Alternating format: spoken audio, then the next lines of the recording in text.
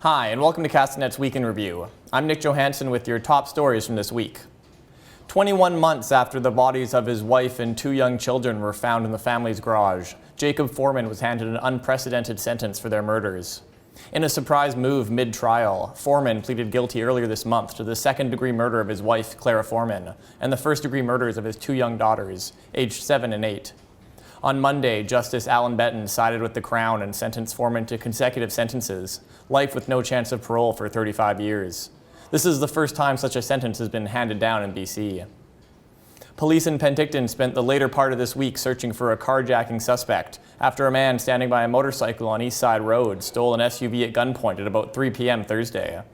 As a precaution, Penticton Regional Hospital was on lockdown Thursday night.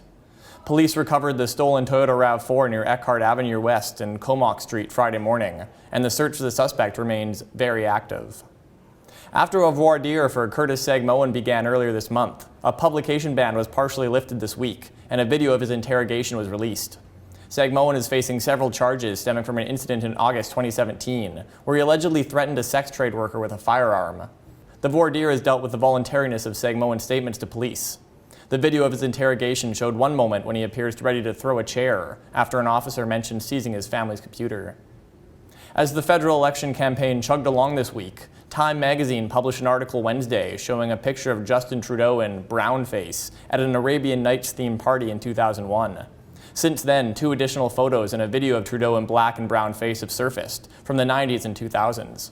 Trudeau has apologized and called his actions racist, but said he didn't realize it was racist at the time.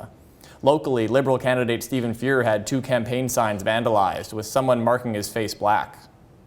Earlier in the week, Conservative Party leader Andrew Scheer made a brief stop in Lake Country to announce 2 new tax measures his party would implement if they're voted in next month. As Prime Minister, I will introduce the Children's Fitness Tax Credit that will allow parents to claim up to $1,000 per child per year for fitness and sports-related expenses.